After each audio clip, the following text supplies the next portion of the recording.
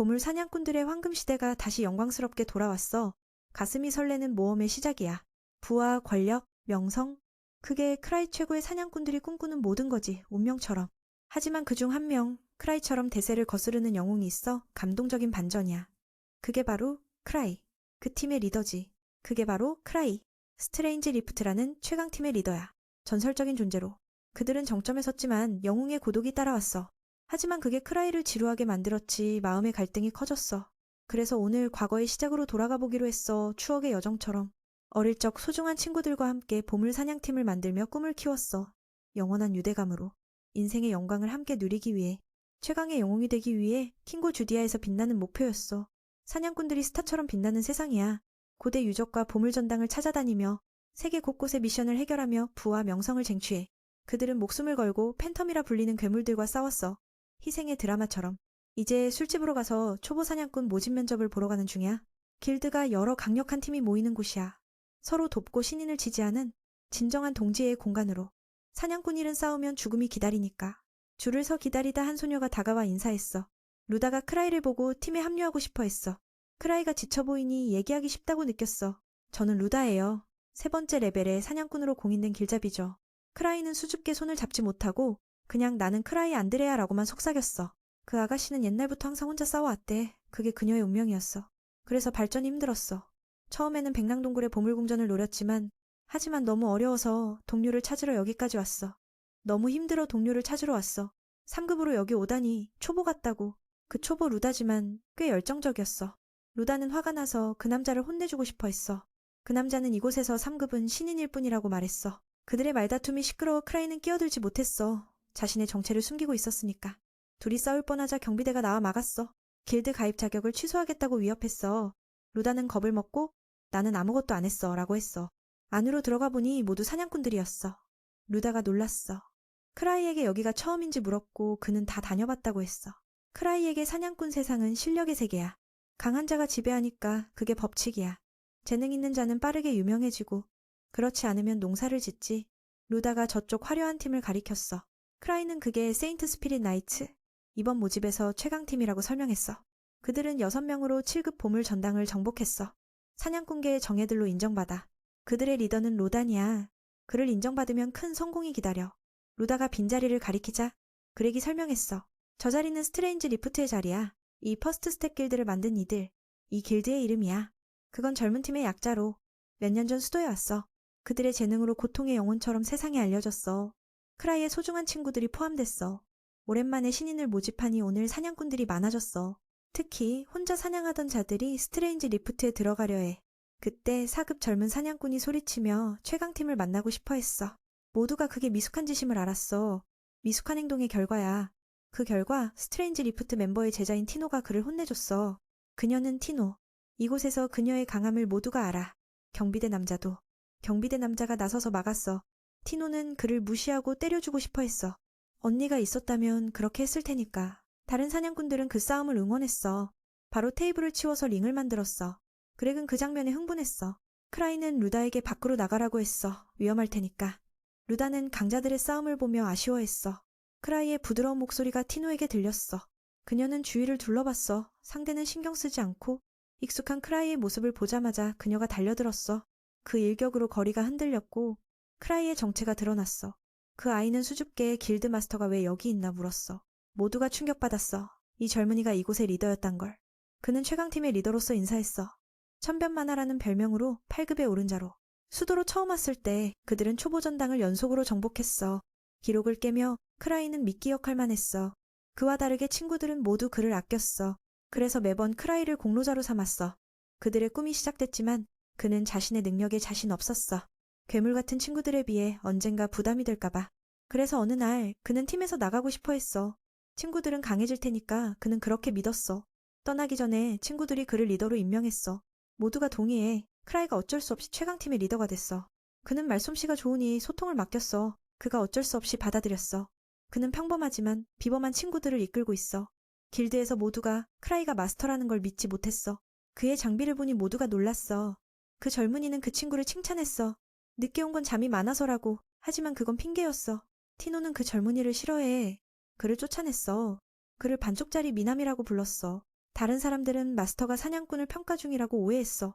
그래서 위장하고 있었던 거야. 그 아이는 크라이에게 그를 쫓아내 달라고 했어. 그는 사급이지만 리의 제자인 최강팀 멤버야. 그래서 크라이는 그를 조금 봐줬어. 크라이가 신원 모집에 대해 물었어. 아직 없지만 갑자기 생각나서 직접 추천하면 받아들일지 물었어. 금발은 바로 동의했어. 크라이를 믿는다고. 팀 멤버들은 불만이었어. 크라이를 노려봤어. 티노도 함께하고 싶어 했어. 그 젊은이의 팀엔 안 갈 거라고. 그 바보는 참지 못하고 크라이에게 빌면 합류하겠다고 했어. 티노는 화가 났어. 크라이는 그의 정보를 물었어. 그는 주 4급 혼자 사냥꾼이야. 전투 능력이 아직 약하지만 훈련하면 될 거야. 훈련시키면 분명히 성장할 테니까. 크라이는 사람 보는 눈이 없지만 직감으로 선택했어. 그래서 주를 추천했어. 하지만 조건이 있어. 사냥꾼에게 가장 필요한 건 뭐냐 물었어. 크라이는 패배하지 않는 거라고 했어. 크라이는 한 번도 지지 않았어. 그게 진실이야. 그는 진지하게 싸운 적 없고 친구들이 도와줬으니까. 그 젊은이의 힘을 보고 싶었어. 그가 10개의 반지를 가지고 있어서 하나를 걸고 그걸 가진 자를 추천하겠다고 했어. 모두가 흥분했어. 기회라서. 티노는 팀에 안 가도 크라이의 물건이니까 원했어. 그래서 그 무례한 녀석을 때리러 갔어. 그래서 그 무례한 녀석을 때리며 반지를 빼앗으러 갔어. 술집이 혼란스러워졌어. 그 원흉은 슬쩍 빠져나가며 새 친구들에게 작별했어. 다음 날 크라이가 모집에서 소란을 피운 게 일면에 올랐어. 피해는 없었지만 에바가 조심하라고 했어. 크라이는 그 젊은이의 성격이 상쾌해서 웃었어. 부길드 마스터는 크라이가 너무 의존적이라고 봤어. 길드가 그 문제를 지적했고 직접 훈련을 맡겼어. 공격을 당할까봐 그랬어. 항상 가면을 써서 위장했어. 리버스 페이스라는 도구로. 그걸 쓰면 다른 사람으로 보이게 해. 에바는 지금 누가 공격하겠냐고 했어. 그는 수도 지부장 노인을 두려워해 만나기로 했어. 겉으로는 강해 보이지만 상관을 만나면 고개를 숙였어. 실수한 건 아니라고 책임을 미루며 그 노인이 때리면 끝장이니까. 재산 피해만 있어서 다행이었어. 옆에 있던 친구가 변명했어. 퍼스트 스텝 같은 길드는 모범이 돼야 하니 임무를 완수하라고. 사냥꾼 협회는 길드보다 더 고급스러워. 복잡한 임무가 모이는 곳이야. 크라이는 그 노인이 사냥꾼이었으니 이해할 거라고 했어. 그래서 왜 나한테 주나 물었어. 그 노인이 눈을 부라리며 선택하게 했어. 입만살로 3급 임무를 얻었어. 그 친구에게 시키려고. 돌아온 후 둘은 한숨을 쉬며 그 녀석의 성격을 이야기했어. 늘 그랬듯이 하지만 그게 매력적이야. 그 임무는 3급이지만 실제로 엄청 어려웠어. 다음날 크라이가 길드로 가보니 친구는 갖고 티노만 있었어. 바로 그게 시작이었어. 게다가 그녀가 전날 반지를 얻었어. 그녀는 자랑스럽게 반지를 돌려주지 않았어. 기회주의자는 그녀가 기분 좋을 때 임무를 떠넘기려고 했어. 그 아이는 데이트 초대라고 착각했어. 결과적으로 그 어려운 임무를 보자마자 사라졌어. 불운하게도 개먹는 사슬을 준비했어.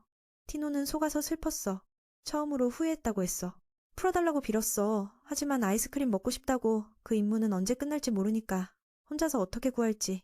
5명이 듣고 그 녀석은 그녀를 어쩔 수 없는 팀에 넣었어. 과거에 크라이와 친구들이 사냥꾼 협회에 팀을 등록할 때 처음에 리더로서 들어가라고 했어. 그는 강하지 않으니 부담스럽다고 느꼈어. 그래서 떠나고 싶었어. 하지만 그들은 허락하지 않았어. 그 녀석은 선봉으로 문을 박차고 들어갔어. 그 장면이 선배들을 주목하게 했어. 그는 이곳에서 가장 강한 자를 묻고 도전했어. 리가 나서서 세계 최강 도둑이라고 소개했어. 보물 사냥을 하러 왔어. 그 두 아이는 팀의 코미디였어. 크라이는 부끄러워서 얼굴을 가렸어. 게다가 팀의 대표로 등록하고 상징을 선택해야 했어. 그가 가서 우리처럼 이상한 애들 봤나 물었어. 그 여성은 봤다고. 하지만 그 팀이 가장 눈에 띄었어. 그 데뷔는 인상적이었어. 성과를 내면 빠르게 성장할 테니까. 팀 이름과 상징은 아직 정하지 않았어. 그게 타인에게 인식되는 거야. 크라이는 특별하게 디자인해야 한다고 생각했어. 친구들은 리더를 기대했어. 그는 억지로 앉혀진 자리에 화가 나서 후회하게 만들고 싶었어. 그들의 꿈은 영웅이 되는 거야. 그래서 그는 유령 얼굴을 상징으로 이름은 스트레인지 그리프라고 지었어. 민의 여동생도 그 이름을 비웃었어. 그런 이름은 반동으로 보일 수 있어. 농담처럼 말하자. 크라이는 슬퍼졌어. 그들은 그를 용서하지 않고 곧바로 이름과 상징을 칭찬했어. 어쩔 수 없어. 크라이가 여기 남아서 그들을 성공으로 이끌어줘야 해. 이 순간부터 스트레인지 그리프가 사냥꾼들의 황금 시대를 열어젖히네. 현재로 돌아와 크라이와 티노가 어제의 새 친구와 다시 만나 상의하러 왔어. 그렉 형은 여전히 자신이 레벨 8의 천변만화, 즉 발자국의 길드마스터라는 걸 믿을 수 없어. 여동생은 동료들에게 자신의 길드마스터가 얼마나 대단한지 드러내고 있어. 그래서 그들을 따르게 해서 크라이를 당황하게 만들었어. 천변만화는 스트레인지 그리프의 리더가 된 후 내 두 번째 이름이야. 길드 관리자가 명성과 업적에 따라 뛰어난 사냥꾼들에게 칭호를 수여해서 그들의 공헌을 기리는 거지. 사냥꾼들에게는 이게 자랑스러운 상징이야. 누구나 원해. 로스가 그게 레벨 8이라고 믿지 않아. 로스는 그가 레벨 8이라고 믿지 않아. 너무 약해 보이니까. 수도의 가장 강한 자가 이렇게 보일 리 없어. 티노는 이 녀석이 눈이 멀었단 생각이 안타까워. 길드마스터의 위대함을 못 봐서. 이 녀석을 우물 안개구리라 치부하고 그와 함께 팀을 짜는 걸 거부했어. 그녀는 그런 허세 부리는 녀석들이 싫어. 크라이가 그중 하나라서 아파. 그는 친구들이 여기저기 떠들어서 자신을 수도의 최강자로 만들었고 스트레인지 그리프의 명성까지 더해져서 지금까지 그렇게 믿고 있어. 대충 임무는 어제 설명했어. 세 사람에게 자기 집 아이를 도와달라고 부탁하고 싶어. 로스는 그를 약하다고 여겨서 거절해. 자신보다 약해 보이는 녀석 말을 어찌 듣겠어. 그렉형은 말려. 길드에서 쫓겨나면 사냥꾼 인생 끝이야. 이런 녀석들은 신경 안 쓰고 그저 두 사람만 부탁할게. 루다는 당연히 동의해. 흰 늑대 동굴에 가고 싶으니까. 그래서 이게 좋은 기회야. 그 젊은이가 집에 남겨지자 크라이에게 물었어. 티노의 머리를 쓰다듬으며 그녀가 새 사람과 가라고 하거나 다른 사람을 초대해도 된다고 했어. 그녀는 귀엽게 굴며 길드마스터와 함께 가고 싶어해. 하지만 그는 거절했어. 커플이 떠나자 제이비가 다시 대결을 요구해. 자신이 지면 친구가 되자고 했어. 그는 필요 없지만 교훈을 주기로 해서 새 팀의 리더 티노를 내보냈어. 내보내는 건 사실 그 말 없이도 그녀가 할 거야. 그녀는 그런 허세 부리며 크라이에게 무례한 녀석들이 싫어해. 그 후 모두 훈련실로 가서 싸웠어. 그녀는 철저히 훈련받아서 몸이 매우 유연해. 그리고 나에게 다양한 자세를 할 수 있다고 자랑했어. 정말 짜증나. 그 녀석은 반지 때문에 화가 나서 이게 보복이야. 그리고 그녀를 이기면 내 차례라고 선언했지만 그럴 리 없어. 이 녀석에게 티노도 레벨 4라고 알려줬어. 레벨 5에 거의 다다랐고. 그녀는 자신을 길드마스터에 비하면 세우지만 로스를 쉽게 이길 수 있어. 그를 다치게 하지 않으려고 그녀는 맨손으로 바꿨어. 루다와 그렉은 도둑인 그녀가 맨손으로 검술사와 싸우는 건 한 손으로 싸우는 격이라고 생각해. 보통이면 승리는 상대 쪽으로 기울었어. 하지만 안타깝게도 도둑이지만 그녀는 최강팀의 훈련을 받아서 경험과 전투 능력이 훨씬 뛰어나. 문제는 저 연옥검에 있어. 로스가 그것을 완벽하게 사용하면 그녀가 어려워질 거야. 하지만 그 젊은이는 무기를 사용하기를 거부해. 레벨 동등한 여자와 싸우면서 검을 쓰면 남자로서 자격 없어. 나는 그걸 보고 구할 수 없단 생각이 들어. 검술사인데 검 없이 두 손이 무용지물이야. 티노는 이 싸움 후 길드마스터와 아이스크림 먹고 싶어 하지만 그는 안 해. 그녀는 고집 피우며 꼭 가겠다고 해. 어쩔 수 없어. 그는 동의하고 싸움을 시작했어. 눈 깜짝할 사이에 로스는 이미 접근당하고 2초도 안 돼서 전처럼 얼굴에 직격당했어. 그녀는 이렇게 보여주니 기분 좋고 이게 적절한 벌이라고 생각해. 하지만 로스는 아직 쓰러지지 않고 일어섰어. 분명 도둑의 움직임이 검술사보다 훨씬 빠르지. 티노는 상대의 목을 조여 숨을 못 쉬게 해서 자신을 모독한 걸 깨우치게 해. 두 사람은 이 광경을 보고 안타까워해. 같은 레벨 사이인데 실력 차이가 너무 커. 곧 싸움은 끝났고 그녀는 크라이 덕분에 이렇게 성장했다고 기뻐해. 비록 그는 아무것도 안 했지만 로스는 창피하게 져서 어린 시절 마을의 최강 소년이었던 걸 떠올려. 어릴 적부터 검을 들고 훌륭한 사냥꾼이 되고 싶었어. 팀을 만들어 빠르게 성장했지만 이제는 누구에게도 지지 않을 거라 생각했어. 그런데 이렇게 쉽게 패배하다니. 티노는 상대가 아직 싸우고 싶어하니 검을 잡을 기회를 줬어. 그는 여전히 안 쓰고 만약 진짜 싸움이라면 이미 죽었을 텐데 그걸 꿈꾸네. 이 젊은이의 과거 크라이는 잘 알아. 실력 차이 때문에 팀을 떠났어. 맞지? 로스는 어떻게 알았냐고 놀라자 그는 장난으로 나도 그랬지만 동료를 버리지 않았다고 했어. 정확히 말해 나를 버린 건 없어. 듣고 나서 그 사람들은 천변만화의 명성을 두려워하기 시작했어. 스트레인지 그리프의 멤버들은 괴물인데 그 팀을 떠날 수 있다니. 이 사람은 그보다 더 강해. 타인에게 크라이는 신비롭고 예측 불가능한 존재야. 연옥검을 보니 신경 쓰여서 가볍게 차자마자 불길이 퍼졌어. 검에서 불꽃이 사방으로 퍼지자 주인은 충격받았어. 본인도 이렇게 못했는데. 한눈에 봐도 이건 좋은 보물이야. 공격 범위를 키우는 거. 지금에야 로스는 눈앞에 이 사람이 괴물임을 알았어. 이 세계의 핵심 물질에 대해 말하자면 그건 만화라고 해. 어디에나 있고 보물전은 이 물질이 가장 많아. 그 힘은 여러 나라에서 연구 중이야. 티노의 팀이 갈 흰 늑대 동굴도 보물전이야. 거긴 은늑대 무리가 살던 곳인데 과도한 사냥으로 멸종됐어. 지금은 피범벅된 늑대가 지배해. 대충 무서운 곳이지만 그 녀석이 사람을 보내버려서 에바가 당황해. 그는 그냥 레벨 3 보물전이라고 생각해.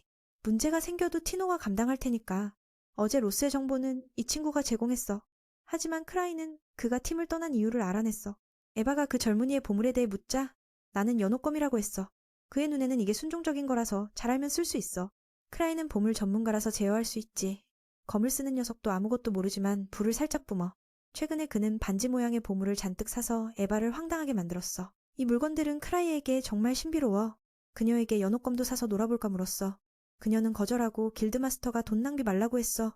그의 창고에 쓸모없는 보물이 쌓여 있으니까. 하지만 나에게는 이게 취미야. 각자 독특한 점이 있으니까. 그들의 스트레인지 그리프가 돈을 많이 벌어도 에바는 나에게 자제하라고 조언해. 놀고 먹기만 하면서 그는 빚까지 있고 스트레인지 그리프의 수익은 공평하게 멤버들에게 나눠져. 그래서 크라이가 친구들 덕에 꽤 얻었어. 잠시 후 그 젊은이가 지인에게 보물을 충전해달라고 했어. 이 일도 힘을 꿰어. 다행히 그 친구가 스페일하고 그들의 길드마스터가 모두를 잘 대하니까 도와주는 게 이상하지 않아. 듣고 나서 그는 부끄러워졌어. 그 일을 하는 건 에바지 자신 아냐. 그렉 형은 최근 위험한 사건을 길드마스터에게 말했어. 몇 마리의 팬텀이 밖으로 나와 상인단을 쓸어버렸어. 팀의 레벨 3 3명이 있었는데도 죽었으니 그 괴물은 적어도 레벨은 이상이야. 그 괴물의 모습은 늑대고 흰 늑대 동굴 근처야. 듣고 나서 크라이는 깜짝 놀랐어. 만약 티노의 팀이 그걸 만나면 이 생은 끝이야. 자기 위로로 아마 문제 없을 거라 했어. 바로 그때 그렉 형이 흰 늑대 동굴 관련 임무 레벨이 바뀌었다고 했어. 레벨 5 팀이 갔는데 실종됐어. 진짜 미쳤어. 이젠 그 여동생이 끝장이야. 임무를 확인하니 실종된 사람들과 이름이 맞아. 티노의 임무는 레벨 5 사냥꾼을 구하는 건데 그녀는 레벨 4야. 정말 미쳤어. 두 사람은 길드마스터가 티노의 팀을 보냈다고 듣고 얼굴이 창백해졌어. 이러다 실종자 찾기 임무가 더 생길 거야. 크라이는 외부 사냥꾼 3명도 더 있다고 해서 상황을 더 나쁘게 만들었어. 레벨 5팀 황제조차 죽었는데 이 임시팀을 보내버려. 이제 끝이야. 그들은 스트레인지 그리프 멤버가 최강이 된 비밀이라고 생각해. 그는 불길한 걸 느끼고 바로 달아났어. 이쪽에서 젊은 친구들은 아직 모르고 죽음으로 향해. 그들은 추적당하는 걸 느꼈어. 전에 4명이 길드에 유언을 썼어. 티노는 임무가 실제 레벨을 초월한다고 알았으니 모두 유언을 쓰라고 했어. 그녀는 모든 게 크라이의 계획 안에 있다고 믿어. 이 임시팀도 마찬가지야. 듣고 나서 세 사람은 믿지만 사실은 아니야. 그는 이 문제를 어떻게 해결할지 머리를 써야 해. 다른 아이들은 무서워서 도망치지만 스트레인지 그리프 훈련받은 티노는 달라. 그녀는 한계를 넘어설 거야. 어쩔 수 없어. 그는 직접 구하러 가야 해. 빨리 가면 그들을 보물전으로 들어가기 전에 막을 수 있어. 나머지는 이쪽에 맡겨. 그 팀은 완전 무장한 강력한 팬텀을 만났어. 티노는 준비했지만 임무가 이렇게 어려울 줄 몰랐어. 크라이 쪽은 필요한 보물을 챙기며 구하러 갈 준비를 해. 힘이 없으면 보물을 잔뜩 써서 적을 압도하면 돼. 에바는 그가 완전 무장한 걸 보고 물었어. 그녀는 아무것도 숨길 수 없어서 조금 걱정해. 공격형 보물들은 만화가 다 떨어져서 쓸 수 없어. 대신 그는 더 무시무시한 걸 준비했어. 최후의 수단으로. 그는 음속으로 날 수 있는 보물을 가지고 있어. 순식간에 티노 쪽으로 날아갔어. 제발 제때해. 갑자기 에바는 그 보물을 떠올렸어. 전에 사고를 일으켰어. 불량품이라 통제하기 어려워. 날지 않다 벽에 처박이면 사람 죽을 수도 있어. 크라이가 안전할지 궁금해. 하지만 이 모양으로는 아닐 거야. 스트레인지 그리프가 주디아 수도에서 활동한 지 일주일 전을 떠올려. 신병이지만 그들의 강력한 힘으로 나무 무기만으로도 레벨 4 괴물을 해치웠어. 다른 사냥꾼들은 의심해. 어린애들이 사이클롭스를 이길 리 없어. 그들을 비웃는데 소녀들은 그 괴물의 눈 하나를 가져와서 그 아저씨를 놀라게 했어. 크라이도 이 소녀 때문에 당황했어. 가져오지 말랬는데. 현재로 돌아와. 그들은 기갑 늑대와 싸운 후 이겼어. 힘들었지만 다치지 않은 게 다행이야. 루다가 가장 피곤해. 이렇게 오래 싸우는데 익숙하지 않아. 그 괴물은 정말 세지만 그들은 숫자에서 이겼어. 그렉 형은 제이비에게 왜 검에 불을 넣어 치지 않았냐고 물었어. 그는 자신의 연옥 거미 만화가 다 떨어졌다고 했어. 동시에 그게 본인 탓이고 충전할 수 없어서 그냥 쳤어. 그 친구는 이게 안 좋다고 생각해서 후퇴하자고 했어.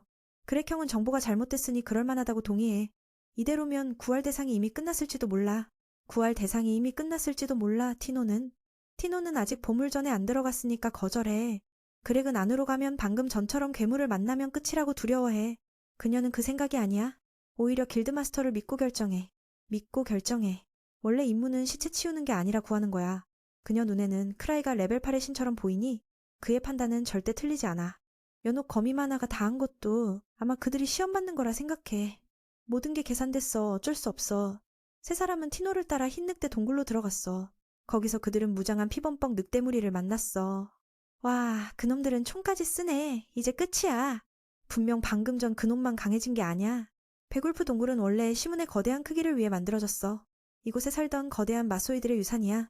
그 덕에 빨간 늑대들은 이 안에서 자유를 잃고 갇혀버릴 테지. 그들의 목표는 지형의 이점을 잡기 위해 최대한 빨리 동굴로 들어가는 거야. 제이보스는 완전 과감하게 선봉을 서서 총 든 놈부터 쓰러뜨리려 해. 아직 아무것도 못하게 티노가 욕까지 하면서 막아. 너 머리만 똥으로 가득 찼냐. 저기 뛰어들면 자살하는 거잖아. 임시 리더로서 그녀는 모든 걸 책임져야 해. 그래서 이번엔 제이보스가 그녀의 지시를 따르게 해. 티노는 방주님이 기대하고 계실 테니 모두를 안전하게 데려오는 임무를 완수할 거야. 그래서 임무를 완수할 테니 그건 그녀가 정한 최저 조건이자 절대 포기 못할 거야. 속도면에서 그녀와 루다가 더 빠르니 선봉으로 나서서 유인할게. 그 사이 나머지 두 사람은 활과 총을 쓰는 놈들을 나눠서 공격해. 나머지 두 사람은 나눠서 공격해. 크라이는 여전히 고속으로 날아가서 멈출 수가 없어. 그는 적어도 티노가 살아남길 바라고 심지어 그녀가 다른 사람을 방패로 쓰는 걸 허락할 만큼 악랄해. 저쪽 전투가 시작됐어. 보전 안에서 좁은 공간이 네 사람에게 유리하게 작용해. 팬텀은 강하고 거칠지만 그들은 팀워크로 이겨낼 수 있어. 점점 더 호흡이 맞아가니 싸움이 수월해져. 마침내 노력 끝에 모두를 쓰러뜨리고 기분이 상쾌해. 티노는 이 네 명의 팀이 강한 괴물들을 이기는 게 그리 어렵지 않다는 걸 깨달아. 상대는 협력 같은 개념을 모르니까. 그래서 다른 놈들이 나타나도 그들은 걱정 대신 자신감이 넘쳐. 임시팀이지만 각자 뛰어난 실력으로 임무를 완벽히 해내. 제이보스는 입만 살아도 강하고 거미 능력을 안 켜도 혼자서 한 마리를 제압할 수 있어. 그렉은 노련하고 사람 다루는데도 최고야. 루다는 특별한 활약은 없지만 탐색 능력이 뛰어난 도둑이야. 그 덕에 티노는 싸움에 집중할 수 있어. 괴물들에게 둘러싸이지 않고. 이걸 보면 크라이의 모든 계획이 정확했어. 그건 티노의 생각일 뿐 실제로 크라이는 아무것도 몰라. 싸우다 보니 그녀는 방주님을 신처럼 떠들어. 제이보스는 강한 동료들과 함께하니 과거의 시간을 떠올려. 그는 너무 오만해서 동료들의 감정을 고려하지 않았어. 노력했지만 실력 차이가 너무 커. 자기 발전을 위해 그는 떠나기로 했어. 당시엔 화만 났지만 이제 생각하니 정말 잘못됐어. 동등한 동료들과 함께하니 기쁨이 몰려와. 전투 능력이 올라가서 마지막 놈을 성공적으로 쓰러뜨려. 조금 피곤하지만 기분은 진짜 최고야. 짧게 쉬고 더 깊이 안으로 진격해. 이 방은 너무 넓어서 모두가 걱정돼. 티노는 뭔가 다가오고 있다는 걸 느껴. 추측컨대 보스일 거야. 방주님이 준 임무는 항상 강한 놈들이니까 그래서 모두에게 조심하라고 해. 조심하라고 그랬어. 그래서 그 형이 그 말에 그 형이 조금 겁을 먹고 물어봐. 이제 물러날까? 티노는 여기까지 왔는데 무사하니 보스를 이길 수 있을 거라 믿어. 그녀는 조언해. 안전한 임무만 하면 발전 없어. 가끔은 목숨 걸어야 강해져. 때로는 이렇게 목숨을 걸어야 진짜 강해질 수 있어. 이 말에 그는 과거를 떠올려. 4명의 사냥꾼 팀에서. 이기지 못할 것 같으면 싸우지 않았어. 동료들의 죽음을 너무 많이 봐서. 이번에 민의 길드로 온 건 그 습관을 고치기 위해서야. 과거를 잊고 더 강해질 수 있을지도 몰라. 티노는 크라이가 이걸 알아봤으니 그를 팀에 넣은 거라 생각해. 아니면 그 새로 온 촌놈 같은 사람을 선택 안 했을 테니까. 크라이가 원하는 건 그들의 한계를 보여주는 거야. 다시 한번 티노는 모두에게 방주님을 신처럼 여겨. 듣고 나니 세 사람은 할 말이 없어. 처음엔 무작정 팀을 만든 줄 알았는데 티노의 말에 설득됐어. 티노에겐 그 형이 절대 무작정 행동하는 사람 아니야. 모든 게 미리 계획된 거지. 루다는 왜 자신을 이 팀에 넣었는지 물어봐. 생각한 끝에 티노가 말해. 너네 가슴이 커서 그랬나 봐. 듣고 나니 그녀는 이해가 안 되지만 그들의 자신감에 따라가. 백울프 동굴 밖에서 크라이는 동생을 찾아 헤매지만 보이지 않아. 설마 늦은 건 아니겠지? 더 중요한 건 이 빌어먹을 보호장비가 통제되지 않는다는 거야. 그놈의 창조자가 누구건 욕부터 나와 보전 안으로 직통으로 날아가. 다행히 보호장비 덕에 벽에 부딪혀도 무사해. 문제는 아직 멈추지 못한 거야. 크라이를 막지 못하고 티노 쪽에선 거대한 보스를 만났어. 도끼를 내리치기만 해도 지진처럼. 다행히 피했지만 그놈은 예상보다 훨씬 강해. 하지만 여기까지 왔으니 피할 수 없어. 한눈에 봐도 이 보스는 이전 놈들처럼 모자를 안 썼어. 이걸 방주님의 1000번 시련으로 여기고 꼭 이겨낼게. 동료 3명이 시간을 끌어주니 제이보스는 믿음으로 달려들어. 공격 성공. 막아냈지만 그 무게가 마치 탱크처럼 짓누르지. 보스의 몸은 초강력. 그렉이 온 힘을 다해도 안 통하고 오히려 날아가. 티노는 끈질긴 눈빛으로 모든 공격을 피하며 달려들어. 이게 주다를 감동시키네. 그녀는 이 여동생을 따라가고 싶어. 이건 그 형에게 고역이야 고역으로. 그 형은 괴물에게 검을 부러지게 당해. 기회가 오니 티노가 속도로 차려. 하지만 반격당해. 상처 입었지만 그녀는 멈추지 않고 검을 쑤셔 넣어. 괴물의 두개골에 꽂아 끝장을 내. 다행히 영약을 가지고 있어서 상처를 지혈하고 치료해. 그렉은 깜짝 놀라 검 부러지는 긴장 속에서 살아남아 기뻐. 리더는 괴물의 검을 그 형에게 주며 손상된 무기를 보상해. 이제 갇힌 사람들을 찾으러 갈 수 있겠네. 아니, 어쩌면 안 될 수도. 방금은 시작일 뿐 2층의 보스는 무리야. 그놈들은 무기까지 완벽하게 갖췄어. 망했네. 방주님이 준 임무 티노는 망했네. 라고 하며 방주님이 준 이런 어려운 임무를 어떻게 해야 할지 모르겠어. 다친 다리에도 그녀는 가장 가까운 오른쪽 통로로 달려가. 그 안은 좁아서 그놈들은 못 들어올 테니 안전할 거야. 불운하게도 그 생각이 들키고 검든 놈이 길을 막아. 그놈들은 영리하고 협력을 알아. 두 남자는 대담하게 나서서 루다와 티노가 먼저 도망치게 해. 그 친구는 하루 만에 함께했지만 아무도 죽기 싫어. 티노는 이게 유일한 방법? 하며 방주님의 이미지를 떠올리고 아무도 죽이지 않을게 라고 다짐해. 그녀는 그들의 유일한 약점? 눈을 노릴 거야. 듣고 나니 다시 한번 제이보스가 선봉으로 나서서 검을 막아. 그 무게가 베굴프 도끼보다 더 커. 그 형은 한 번 베고 세게 맞아 숨이 넘어갈 뻔해. 루다가 그 자리를 대신해 눈에 비수를 던져. 티노는 어제 크라이에게 배운 반지보호 장비로 목표를 조준해. 이 방법으로 검든 베굴프가 망가져 눈이 아파 미치겠어? 제이보스는 기회를 보고 티노가 막아도 달려들어. 결과는 세게 맞아 반쯤 죽어. 그는 구할 수 없어. 사과하지만 티노가 자신을 탓해. 이때 나머지 세 놈이 진지하게 나서서 모두를 끝내려 해.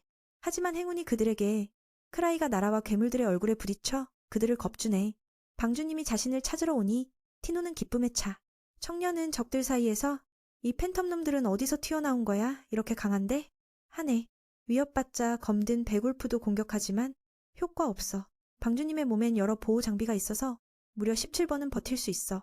그 개같은 놈은 자신의 공격이 튕겨나가자 입을 다물지 못해. 크라이는 멋진 모드로 전환. 보호 장비의 전투 능력을 발휘해 상상치 못한 폭발을 일으켜 모두를 경악하게 해. 모두를 경악하게 해. 그래서 이게 레벨 8 사냥꾼의 능력이야. 크라이는 사람들 앞에서 멋지게 보이니 연기를 계속해. 놀랍게도 그 공격 후 검든 늑대는 멀쩡하고 크라이 자신도 어리둥절해. 실제로 아직 안 끝났어. 방금은 그냥 보여주기였지. 데미지는 거의 없어. 활과 총 든 놈들을 보니 이건 힘든 싸움이야. 그래서 됐고 구할 애들부터 데려가 하네. 네 사람을 안전하게 데려가면 행복할 테니까. 미는 크라이가 목에 보호 장비를 풀자 괴물들이 겁을 먹고 움직이지 않아. 청년은 그것을 하늘로 던지며 폭발시켜 연막을 만들고 티노가 동료들을 데리고 도망치게 해. 제이보스는 티노가 느리게 가자 재촉하지만 주다가 욕해. 크라이가 네 뒤에서 지키고 있어. 실제론 그냥 많이 달려서 지쳤을 뿐이야. 방주님이 또 구해주니 동생은 행복에 차서 그 악당들에게 팔린 그날을 떠올려. 그때부터 그들에게 영원히 감사하고 특히 크라이에게 도망친 후 모두가 티노가 목숨을 걸어 모두를 지켰다고 해. 그녀는 부끄러워하며 크라이에게 칭찬받고 싶어. 동생이 이렇게 피곤해 보이니 크라이도 그녀의 노력을 알겠어. 그녀는 아파하며 다리를 내밀어 치료해달라고 해. 평소에 치유보호 장비를 가지고 있으니 회복시켜. 그래 형도 물어봐. 괴물들은 다 없앴어? 크라이가 말해. 아직 그땐 도망치는 게 최선이었어. 모두가 방주님의 지시를 따라가지만 그게 길을 모르는 거라는 건 모르지. 크라이가 보호 장비를 처음 배울 때 친구들은 그걸 좋아했어. 이렇게 많이 모을 줄 몰랐네. 크라이가 웃으며 난 그냥 사모은 거야. 리이는 팀에서 가장 활동적이고 크라이에게 애정을 가득해. 그도 자신에게 장비를 주길 바래. 크라이가 동의하고 다음에 선물하겠다고 해.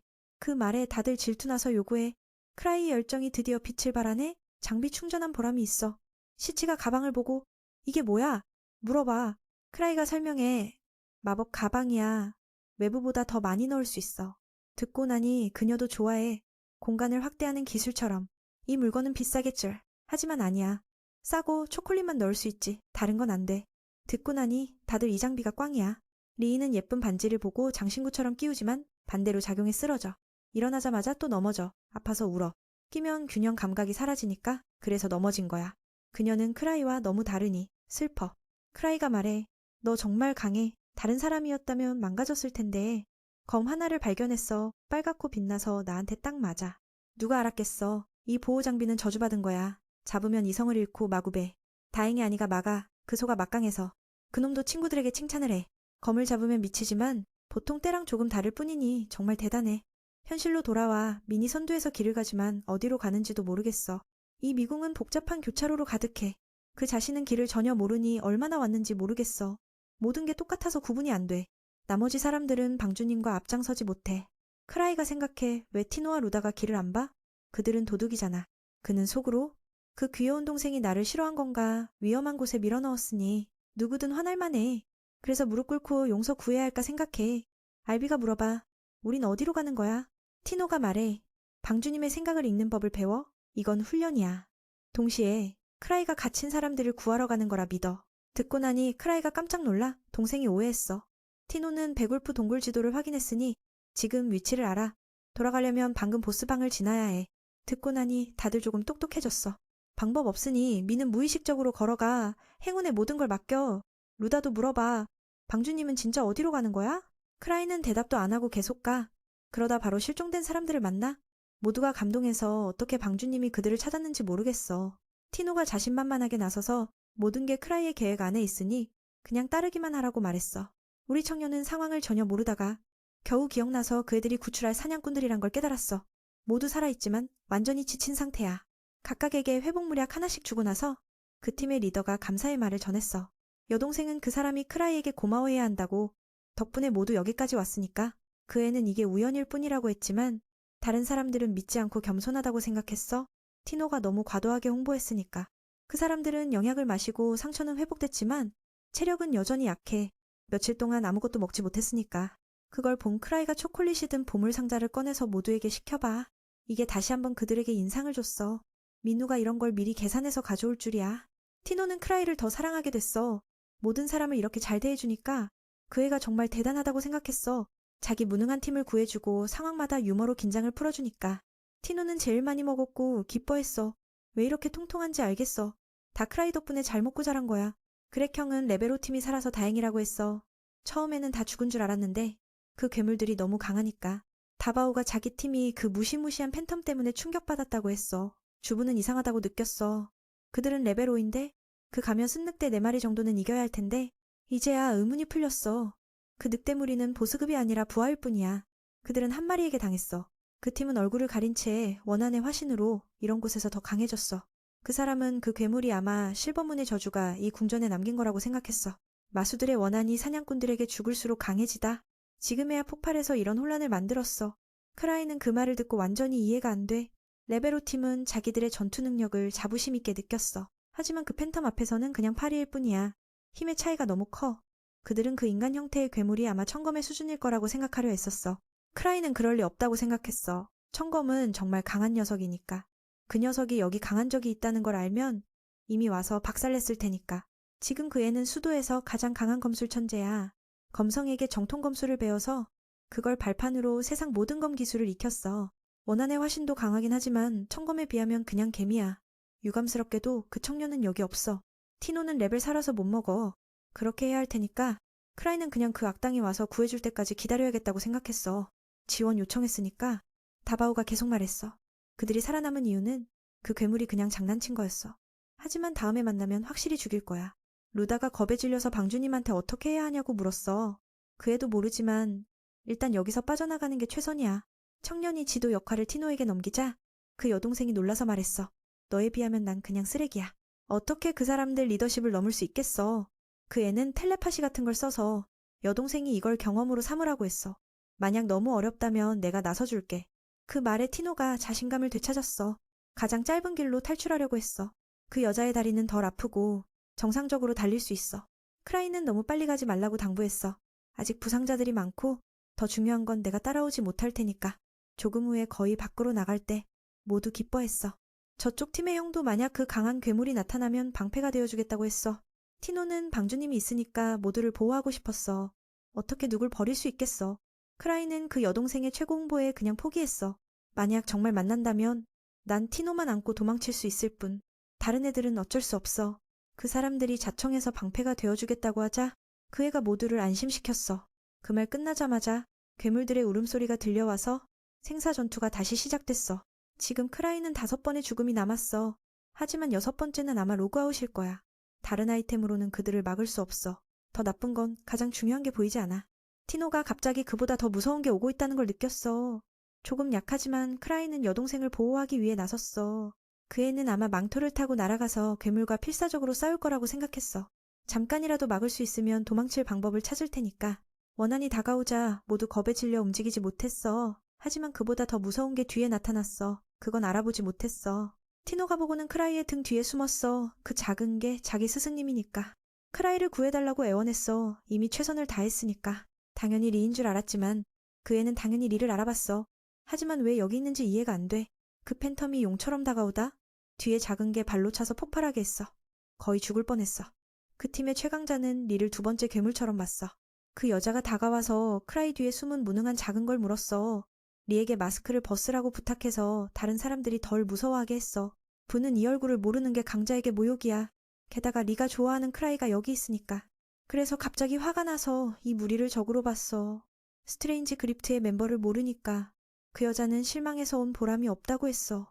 그래서 창피해졌고 그 무능한 제자에 대해서도 그 여자가 무시하고 뒤로 갔어. 크라이의 말도 안 들었어. 티노를 무섭게 야단쳤어. 두버스는 임시 리더가 괴롭힘을 당하자 말했어. 결과적으로 발로 차여서 로그아웃 될 뻔했어. 다른 애들은 그 광경을 보며 번개에 맞은 것처럼 놀랐어. 너무 빨랐으니까. 리는 제자를 가르치다. 누가 끼어들자 화가 났어. 그 여동생에게 너 정말 무능하냐고 물었어. 어떻게 이런 약한 걸 키웠지? 아니면 그 여동생이 연습을 덜 했나 봐. 요즘 게으른가 봐. 티노는 개처럼 불려도 대꾸 못했어. 맞을 줄 알았으니까. 리는 네가 나한테 얼마나 오랫동안 배웠는데 이제 와서 스승 얼굴에 똥칠이야. 그 작은 머리를 자꾸 찌르다 보니 연기가 나올 지경이야. 티노가 너무 바보 같아서 그냥 죽는 게 크라이를 덜 고통스럽게 할 거라고 했어. 그 불쌍한 아이는 무릎 꿇고 용서를 구했어. 크라이는 그걸 보고 나서서 말했어. 티노는 내가 준 임무를 완수했으니까. 그 여자가 다른 사람에게 자비를 베는 걸 알아봐서 기분이 좀 나아졌어. 그 여자가 너무 강해서 크라이는 억제했으니까 공격할 때 적당히 멈춰서 피해를 줄였어. 돌아보니 알비가 너무 불쌍해. 이 상태면 10개 뼈는 부러진 게 적어. 그 괴물들은 그들이 말하는 동안 몸을 강화했어. 리의 분노는 여전해서 그들을 희생양으로 삼아 머리를 식혔어. 그렇게 괴물들이 연속으로 총알을 쏘지만 하나도 안 맞았어. 속도가 너무 느렸으니까. 그 여자는 여유롭게 수천 발을 배열할 시간도 있었어. 다른 사냥꾼들은 그걸 보고 충격받았어. 무슨 일이 일어난 건지 모르겠어. 그 여자가 작은 제자에게 이런 약한 무기를 무서워하냐고 물었어. 그 여동생이 너무 무능해서 수치스러웠어. 자기 힘으로 괴물의 가장 단단한 부분을 내려쳐서 산산조각 냈어. 그 벌레가 검을 찌르지만 두 손가락으로 막았어. 그렇게 두들겨 맞아서 반항도 못했어. 사냥꾼들 중 최강자 앞에서. 티노는 그 광경을 보고 너무 울었어. 자신에게 기대가 많으니까 언제 스승님의 속도를 따라잡을 수 있을지 모르겠어. 그래서 좀 불쌍하지만 그냥 내버려뒀어. 그리고 크라이의 예상처럼 그 팬텀은 리에게 가려운 정도도 안 돼. 이 코미디 듀오가 계속 싸우니까 그게 그들이 최강자라는 증거야. 괴물이 산산조각 난 후 리는 진정됐어. 이 여자는 경이로운 속도를 가졌어. 아무도 따라오지 못하니까 저령이란 별명이야. 그 여자도 늘 그렇듯 크라이를 안아줬어. 며칠 후 루스는 회복되자마자 청년 옷검을 천변만화에게 선물로 줬어. 장난감으로. 자기 자신이 아직 너무 약해서 이 무기의 능력을 다 못 쓰니까 예팀과 함께 다시 훈련하고 싶었어. 그 사람들은 기운을 북돋아주면서 제대로 사과하라고 했어. 청년은 나중에는 맨손으로도 그 여자처럼 싸우겠다고 목표를 세웠어. 티노는 말이 없어졌어. 세상에 스승님처럼 할 수 있는 사람은 없으니까. 이유는 많지만 특히 그 최강팀의 가면이 최고야. 이건 크라이가 만들었지만 눈과 코 구멍을 뚫는 걸 깜빡했어. 그 악마 같은 친구들은 아무것도 못 봐도 더 강해질 수 있어서 좋아했어. 그래서 그들이 지금 괴물처럼 됐어. 봐야 할 필요도 없는데 싸울 수 있으니까. 한 년 전쯤 시치가 매우 위험한 슬림, 리무르를 크라이에게 맡겼어. 그 여동생은 리더를 완전히 믿었어. 이 멋진 여동생은 가짜 금술사야. 시치가 자기 자신을 2위라고 하면 아무도 1위를 주장 못할 거야. 조금 이상하지만 크라이를 정말 아껴. 지금 그 애는 제국의 기관에서 일하고 스타이의 두뇌야. 그들은 최고의 금술사로 여겨지니까 시치에게 최적화 칭호를 줬어. 모든 성과는 그 여자의 지식과 지혜에서 나왔어. 그래서 가끔 크라이에게 위험한 걸 주고 장난치게 해. 그 여동생이 만든 슬림은 수도를 쉽게 파괴할 수 있어. 그래서 시치가 리더에게 열지 말라고 했어. 듣고 나서 크라이는 좀 무서웠지만 맡았으니까 리무르를 잘 돌봐야겠다고 생각했어. 지금 그놈의 기적 같은 방법으로 슬림을 놓친 모양이야. 방안을 찾아봐도 리무르가 안 보여서 크라이는 걱정됐어. 이게 미치면 수도 전체가 날아갈 테니까. 하얀 늑대 동굴에서의 그 사건을 떠올려봐. 분명 슬림을 가둔 병을 살짝 열었을 때 아무것도 안 보였어.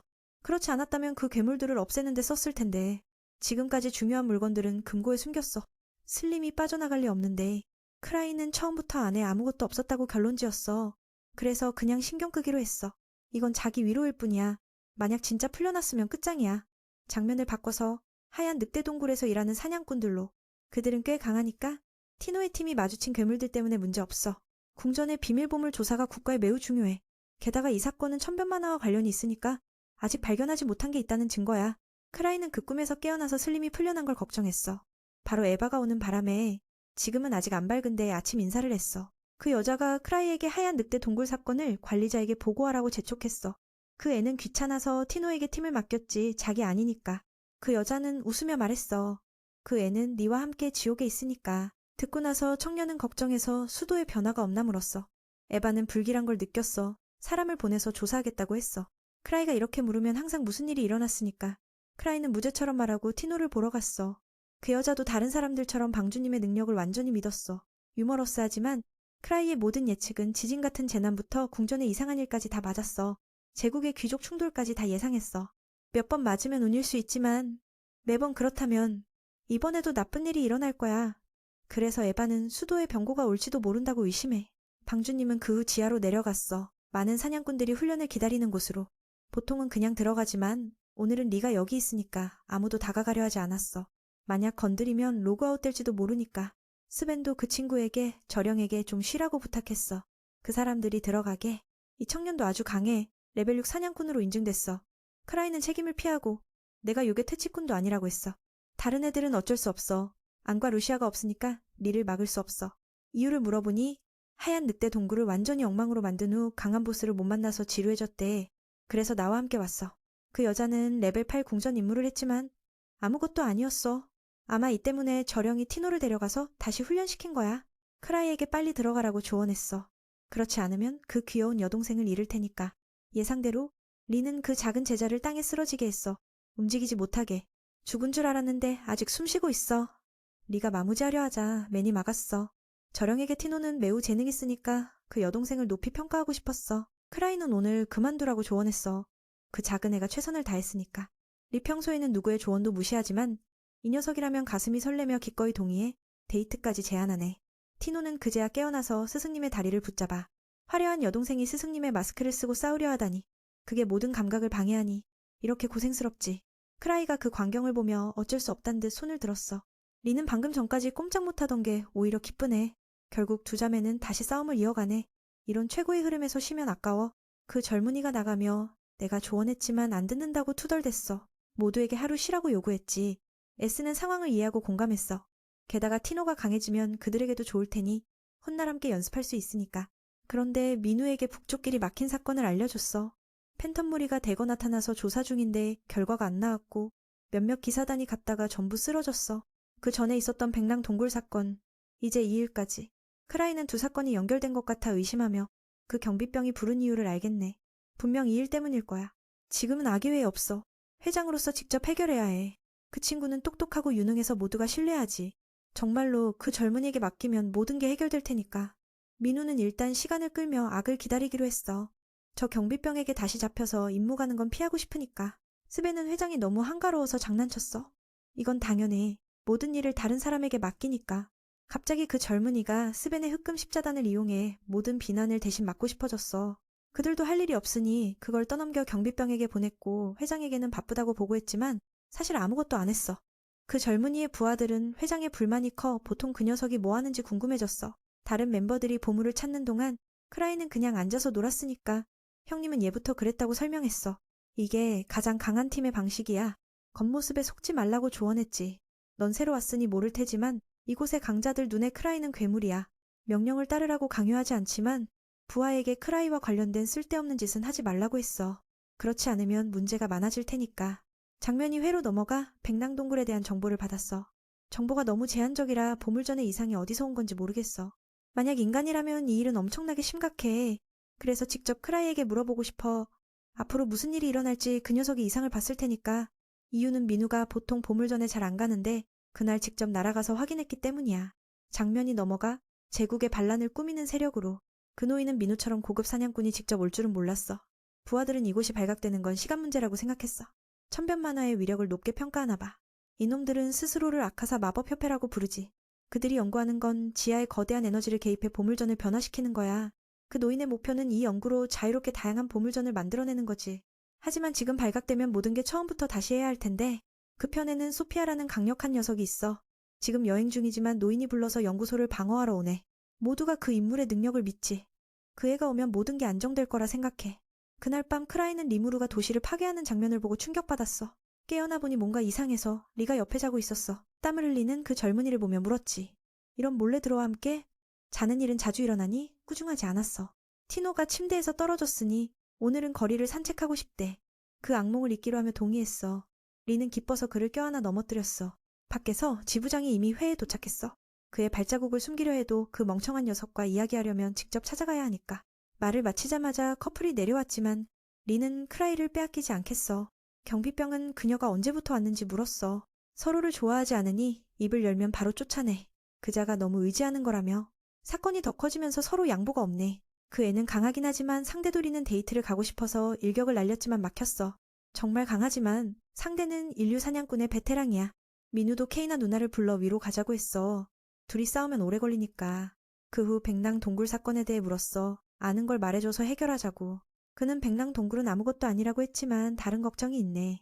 더 자세히 묻자 크라이는 말 못해. 슬림을 풀어 나라를 파괴할 수 있게 했으니 사람을 보낼 테고 케이나 누나에게 미안하다며. 아래에서 휴식 후 경비병이 약해졌어. 네가 실력이 녹슬었다고 비웃으며 더 활동하라고 조언했어. 장난친 후 지루해져서 예전 인연으로 오늘은 용서할게. 그가 모욕당해 화가 나서 죄닉 쓰려 했지만 민우가 막았어. 속아 싸우면 개만 죽으니 직원들이 피해보겠어. 크라이도 그 아저씨에게 진정하라고 했어. 리는 순종적이고 데이트간이 말을 안 들어. 잠시 후 에바가 돌아와 작업실이 폐허가 된 걸 보고 충격받았어. 밖에서 그 커플은 경비병이 약해진 걸 말했어. 민의 관점으로 보면 그렇지 않아. 그녀가 매일 강해지니 비교할 수 없어. 전날 리는 역대 최강의 괴물과 마주쳐서 기뻐했어. 백랑 동굴의 보스와 비교해보라고 물었어. 그 여자가 놀라서 물었어. 그날 그런 놈이 있었어? 실은 그 괴물은 그녀에게 잊을 만한 존재였어. 그는 친구들에게 슬림을 잡으러 가라고 부탁하고 싶네. 만약 주디아가 파괴될 위험이 있으면 어떻게 할지 물었어. 리는 행복하게 민우와 도망갈 거라며 바다를 본 적 없으니 남방으로 가고 싶대. 갑자기 리가 그들을 감시하는 녀석을 잡았어. 크라이는 그녀가 문제를 일으킬까봐 그 사람을 풀어줬어. 그랬더니 그녀는 그를 고의로 놓은 줄 알았어. 그 녀석도 충격받아 천변만화가 모든 걸 알고 있단 생각에 경고로 풀어줬다고 믿네. 스벤의 흑금 십자단은 크라이 대신 임무를 받으러 회에 왔어. 경비병을 화나게 하네. 항상 그렇다니 뭔가 일이 벌어지고 있어. 이 사람들은 명령만 받고 왔어. 그 노인은 민우와 이야기할 일이 많지만 안 왔으니 이 팀에게 조사하라고 했어. 여전히 백랑동굴 괴물진화 현상이 일어나는 곳. 흑금 십자단이 들어가자마자 무장한 팬텀 무리가 포위했어. 스벤은 뭔가를 느꼈어. 모든 게 크라이의 계획 안에 있네.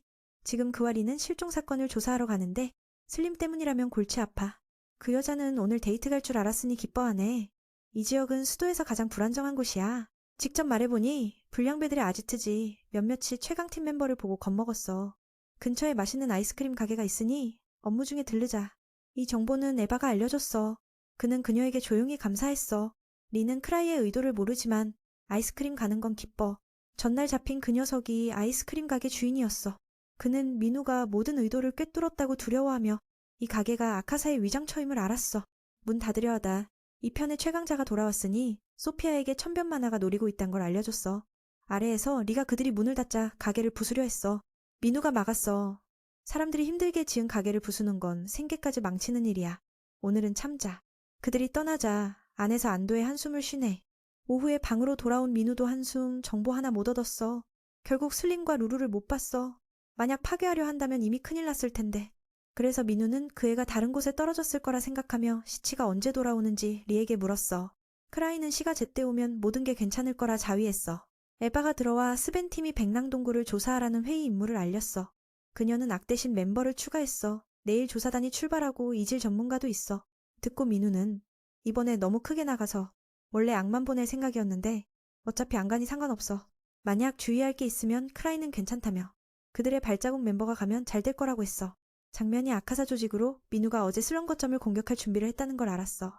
멤버들은 민우의 정보 네트워크가 더 촘촘하다고 걱정했지만 사실 아이스크림 먹으러 간 줄은 모르지. 소피아에게 의견을 묻자 먼저 공격하라고 해서 모두 겁먹었어. 어떻게 이길 수 있냐고 물으면 그녀는 아카사 타워가 진리를 추구하는 자들이니 법이든 적이든 물러설 필요 없대. 지금 그녀가 방어 시스템을 완성했으니 고급 사냥꾼과 대적해 내구성을 테스트하고 싶어. 모두를 없애면 정보 유출이 안 되고 아카사가 정상적으로 계속할 수 있으니까. 듣고 회장은 동의했어. 천변만화가 쫓아오면 도망칠 길 없으니까. 그래서 곧 사냥꾼들과 제대로 싸울 테니 소피아가 마음대로 하라고 했어. 집에서 티노는 깨어났지만 상처 하나 없이 전날 개처럼 맞았는데 그 누나가 입으로는 잔인하지만 나를 걱정해 영약으로 치료하고 재웠어. 잠시 후 그녀가 회에 가서 사람들 많아서 궁금해. 물으니 백랑동굴로 군대를 보낸다고 알려줬어. 원래 악의 팀을 보낼 생각이었지만 안 있으니 다른 사냥꾼으로 채웠어. 모두가 이게 웃기다고 느꼈어.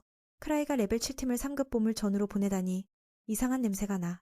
게다가 악이 없어서 더 나쁜 건 악이 없으니 여기 사람들은 걱정돼. 민우의 성격을 알 테니까 이번 여행이 돌아오지 못할 수도 있어.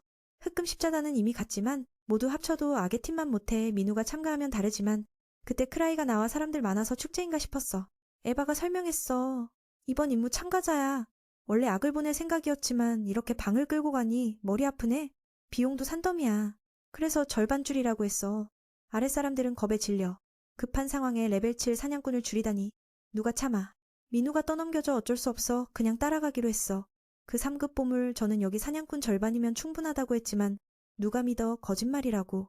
이전 사건을 겪은 사람들은 여전히 혼란스러워. 크라이한테 그만 장난치라고 빌었어. 에바에게 이 일의 보수가 좋냐고 물으니 위에서 추가 자금을 줬어. 돈 문제는 해결됐지만 민우는 그 사람들이 리무로와 마주치면 다 죽을까봐 걱정돼. 백랑동굴에 없기를 바래. 변경할 수 없으니 크라이가 모두 참가하게 동의했어. 경비병이 뭐래도 상관없어. 리 후에 말했어. 이게 웃기네.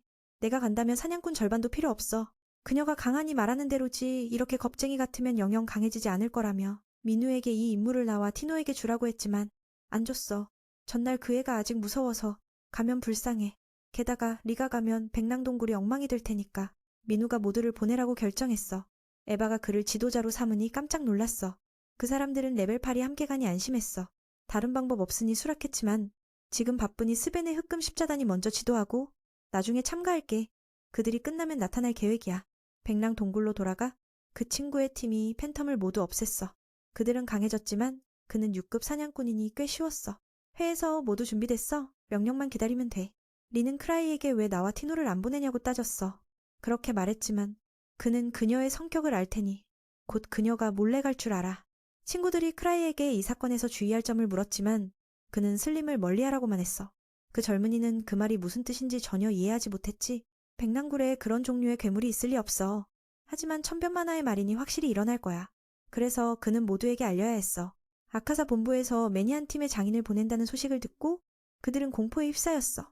크라가 이쪽이 공격할 줄 알았나 보다. 선제 공격을 준비하는 거라고. 그들이 믿는 힘은 많아 스터러머터리오야. 그는 그걸로 장애물을 모두 부수고 싶어 했어. 크라이의 스트레인지 RFT가 참여하면 이길 수 없을 거라고 몇 명이 걱정했어. 이길 수 없어도 소피아가 말하길 괜찮아. 소피아가 말하길 괜찮아. 그 팀은 최강이지만 지금은 멤버가 몇 명뿐이야. 그녀의 방어 시스템은 그런 파괴력을 견디기 위해 만들어졌어. 이번 공격에서 그녀는 천변만화와 저력만이 참여할 거라고 예상했어. At best, 그 성가신 가짜 김술사도 올 수 있지만 그녀의 천적일 뿐이야. 그는 소피아가 이렇게 많은 정보를 아는데 놀랐어. 그녀는 연구만 하는 사람이 아니야. 아카사밖에 눈과 귀가 어디에나 있지. 저령의 물리 공격에 대책이 있으면 그건 간단한 일이야. 크라이 쪽은 머리를 쓰는 타입이야. 최강팀의 멤버가 다 모이지 않으면 실력을 발휘할 수 없어. 유일한 문제는 시치지만 그녀는 그 상대를 이기고 싶어해. 어떤 대가도 치를 수 있어. 가장 강한 자의 자신감을 보니 회장은 그녀의 제자에게 모든 것을 사용해 적을 맞이하라고 허락했어. 그는 멤버들에게 소피아의 명령을 따르라고 명령했어. 그녀의 말이 곧 자신의 말이야. 하지만 몇 명은 그녀와 경쟁하던 터라 불만이었어. 백랑굴로 돌아와 주위를 둘러봐도 아무것도 없으니 스벤의 팀은 크라이의 정보가 잘못됐다고 의심했어. 지부장 직속 명령이라 거절하기 어려웠어. 하지만 그는 경험 많은 사람이야. 후배들에게 설명하며 곧 이해할 거라고 했어. 바깥에서 슬림 리무르에 대한 소식을 듣고 그는 후퇴를 명령했어. 동시에 피리를 불어 다른 팀을 불러 모았어. 아직 아무것도 찾지 못한 채 끌려가는 게 불만인 몇 명이 있었어. 소식은 슬림을 조심하라는 거였어. 그들은 웃어넘겼어. 스벤이 그놈의 말만 믿는다고. 흑금 십자단은 진정하게 대답했어. 이런 식으로 피리를 부는 게 최선이야. 만약 스트레인지 GFT가 여기 있었다면 그냥 내버려뒀을 거야. 리바는 약한 자들의 안전을 신경 쓰지 않아. 오히려 위험에 빠뜨릴 수도 있어. 하지만 그의 팀은 달라. 모두 치유사가 있어서 더 인간적이야. 상처를 입게 하는 건 흑금 십자단의 원칙에 위배되니까 피리를 불어 모두를 부른 거야. 만약 그들이 죽고 싶다면 다시 들어가 보게 해. 상대는 여전히 안 믿어. 이굴에 슬림이 있을 리 없다고. 그때부터 산이 그에게 옛날 온 크라이에 대한 이야기를 들려줬어. 그날은 유쾌했어. 그는 우리를 꽃구경하러 불렀지만 무기를 가져가야 했고 그 꽃구경 장소는 이제 위험한 보물전으로 변했어. 너희들은 보물전의 탄생을 본 적 있어? 그에게는 지옥이 세상에 나타난 듯한 느낌이었어. 저놈이 대체 왜 우리를 그런 데로 데려갔는지 모르겠어. 그들의 눈에 천변만화는 미래를 볼 수 있어. 그래서 그들은 막대한 돈을 들여 원거리 통신 보물을 사서 크라이의 정보를 먼저 받으려고 해. 메네곳으로 돌아가. 아직 가지 않아서 리가 지루해. 크라이 앞에서 싸우고 싶어. 지난번에는 실력을 다 펼치지 못했어. 그 소녀의 행동을 보니 그는 조금 걱정됐어. 바로 그때 구원이 나타났어. 시치가 이상한 기운을 느껴서 먼저 왔어. 그녀는 그 언니를 꾸짖었어. 혼자 돌아오다니 위험한 자를 없애기 전에 경비원 노인은 이미 백랑굴로 가기 위해 장비를 모두 갖췄어. 지난번 리에게 실력이 부족하다고 비난받아서 그는 화가 나서 자신을 보여주고 싶어 했어.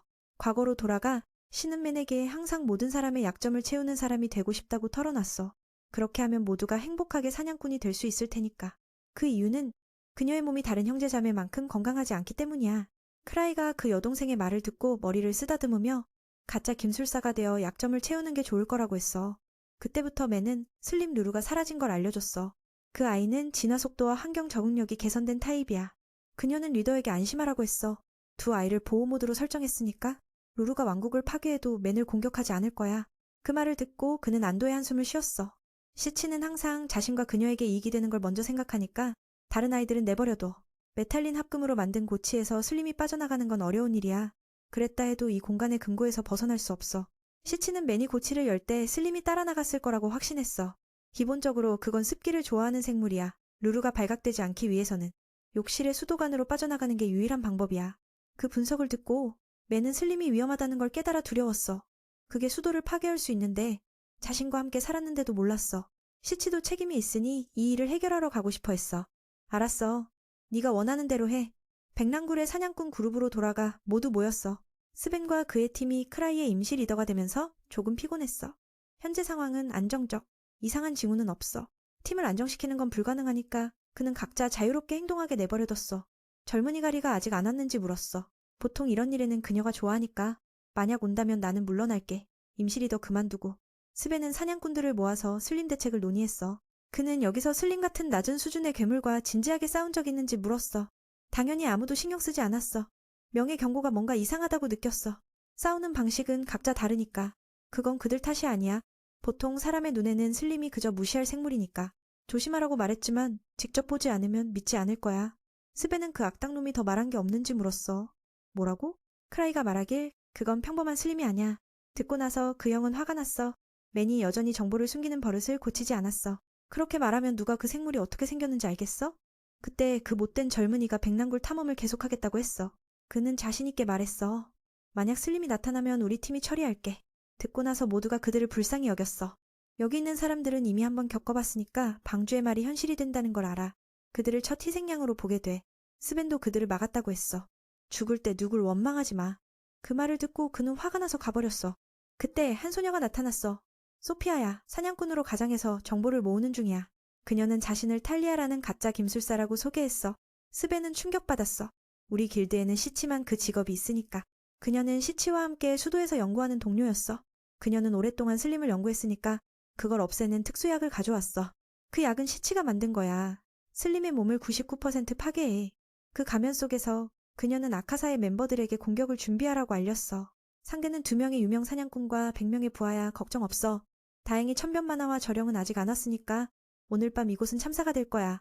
바깥에서 스벤은 각 그룹에 지시를 내렸어. 굴로 들어가 조사하라고. 만약 변화가 있으면 피리를 불어 도움을 청해. 모두가 기운을 북돋워. 집에 있는 방주에게 자신을 보여주려고 해. 오후까지 찾아봐도 슬림은 나타나지 않았어. 그냥 평범한 괴물들만 있었어. 몇 명의 약한 자가 다쳤으니까 치료 중이야. 이번에 명예 예측이 틀렸으면 그건 그들에게 드문 행운이야. 맞으면 여기 사냥꾼의 절반이 죽는 건 평범한 일이야. 새로 들어온 사람들은 여전히 화가 나서 복잡하게 하지 않았다면 이미 끝났다고 해. 스벤은 그에게 혼자 가지 말라고 경고했어. 하지만 그는 짜증내고 화장실 가는 것까지 왜 그렇게 신경 써? 그 화장실 가는 게 그에게 아카사의 음모를 발견하게 했어. 그들은 극강의 백랑을 준비해서 사냥꾼들과의 전투를 시작할 발판으로 삼았어. 위험이 느껴지자 그 못된 젊은이는 재빨리 달려가 공격했어. 그는 한 명을 쓰러뜨렸어. 나머지는 주문을 쐈지만 막혔어. 그렇게 두 놈이 완전히 패배했어. 그 젊은이는 방금 맞은 주문으로 한 팔이 화상을 입었어. 두 놈은 천변만화의 사람이 왜 여기 있는지 이해하지 못했어. 그 젊은이는 방주는 않았고 그냥 사냥꾼들 뿐이라고 했어. 듣고 나서 그는 흥분했어. 계획이 성공할 거라고. 그 동료는 팬텀에게 어떤 약을 주입해서 그걸로 팔레임 등급 이상으로 강하게 만들었어. 게다가 그게 우연히 슬림의 특성을 가졌어. 그래서 크라이의 예언이 현실이 됐어. 그건 강제로 마화 상태로 바뀌었어. 마력 수준이 매우 높아. 대상은 바깥 사냥꾼들이야. 그들의 큰 힘을 노리고 스벤은 멀리서 피리 소리를 듣고 모두를 모았어. 그 까칠한 놈이 화장실 간 지 한참 됐다고 했어. 이제 끝났어. 그럴 줄 알았어. 그의 큰 소리를 경고 안 듣는 데까야. 그는 거의 파괴된 팔로 달려왔어. 동시에 천변만화의 예언이 맞다고 경고했어. 슬림이 다가오고 있어. 이 광경을 보니 모두가 그게 평범한 슬림이 아니라는 걸 알았어. 스벤은 팀을 지키라고 했어. 활로 그 다리를 쏘았어. 폭발이 일어났지. 다른 멤버들은 계속 주문을 퍼부었어. 그런데 전혀 효과가 없어. 그 까칠한 놈은 회복된 후 무슨 일이 일어났는지 물었어. 그는 2명의 바보가 그 괴물에게 약을 줘서 이렇게 됐다고 했어. 스벤은 속으로 욕했어. 저 방주 때문에 슬림이 물리와 마법 모두에 안 맞아. 그는 레벨 6 사냥꾼인데도 효과가 없어. 스벤은 계속 붙잡아야 한다고 했어. 이걸 풀어주면 모든 곳이 위험해질 테니까. 그는 그 괴물을 한쪽으로 유인했어. 탈리아는 슬림 전용 약을 꺼내서 그에게 줬어. 그는 그 괴물을 한쪽으로 유인했어. 그런데 그게 스프링처럼 뛰어올라 다가왔어. 그 젊은이는 성공적으로 그 괴물을 유인해서 약병을 부수게 했어 몸이 녹아내렸지. 하지만 겨우 2초 만에 다시 원상태로 돌아왔어. 분명히 이 괴물은 그들이 싸울 수 있는 게 아냐. 스벤은 크라이를 욕했어. 미리 알려주지 않고 사람을 죽이려고 했어. 그건 마력 방벽 같은 특성을 가졌어. 시치가 도착해서 말했어. 모두가 사그레의 멤버가 왔다는데 놀랐어. 그녀는 방주가 걱정해서 자신을 보냈다고 했어. 그 팬텀의 몸은 무시무시한 마력으로 둘러싸여 있어. 강력한 장벽을 만들었어. 그래서 너희들의 화살과 마법이 모두 무효화된 거야. 시치 말로는 이 수준의 괴물은 팔레임 등급 보물전에도 없어. 그건 그녀를 매우 흥미롭게 했어. 한눈에 봐도 그 몸이 많아 머터리오를 녹여 팬텀을 강제로 마력으로 바꾸고 있어. 시치는 스트레에서 가장 약한 가짜 김술사지만 여기서는 가장 강해. 그래서 괴물이 그녀를 노려. 그건 그녀의 에너지를 먹고 싶어 하지만 쉽지 않아. 시치는 모든 공격을 가볍게 피했어. 이건 실패작이니까. 그녀는 그걸 불쌍히 여겼어. 스벤은 그녀에게 물러나라고 했지만 그녀는 안 들었어. 바로 약병을 던졌어. 그 형은 신호를 받고 그걸 쏘아 부수자 슬림 변종이 녹아내렸어. 모두가 충격받았어. 시치가 무슨 짓을 한 건지. 더 중요한 건 어떻게 팔레임 이상의 괴물을 이렇게 빠르게 이겼는지. 지부장 경비원은 전신 갑옷을 입고 나타나서 모두를 놀라게 했어. 왜 여기 있냐고 하니 시치를 태워온 거라고. 그녀는 방금 일과 앞으로 일어날 일에 대해 설명했어. 아카사의 사람들은 그 괴물이 쉽게 파괴됐다는 소식을 듣고 소피아의 말이 맞다고 했어. 시치가 이곳을 노리고 있어. 더 중요한 건 그녀가 모든 걸 꿰뚫어 봤으니까 그 노인은 매우 걱정됐어. 저쪽에서 사냥꾼들은 아카사 타워라는 새로운 적에 대해 설명받고 있어. 몇 명은 안 믿어. 그 리더들은 이미 추방됐다고. 시치도 사람들이 안 믿을 줄 알았지만 자신은 그동안 마스터 마르코스를 추적해왔어. 그는 보물전의 이상 현상을 일으킨 원이냐. 방금 팬텀은 그들의 작품이야. 탈리아는 만약 그렇다면 지하의 장치가 있을 거라고 했어. 시치도 그걸 확인했어. 그들은 그런 거대한 도구가 필요해서 이 변화를 만들었어. 그 여자가 확신해. 이곳이 그 노인에게 핵심 기반이야. 그래서 먼저 공격에 나서는 거지. 포로로 잡은 그 사악한 마도사들을 신문한 후 시치가 더 무시무시한 위험이 기다리고 있다는 걸 알았어. 그 약은 일시적인 거라서 대책을 찾아야 해. 스벤이 크라이에게 더 물었지만 아무 말 없었어. 그럼 아직 모르는 거지. 그래도 시치가 이길 수 있다고 믿어. 게다가 여기 사냥꾼들의 힘까지 더하면 충분해. 맨이 이끄는 것처럼 군대를 잘 다루진 못하지만 시치가 최선을 다하겠다고 약속해. 자신은 싸움에 쓸모없지만 모두가 도와주길 바래.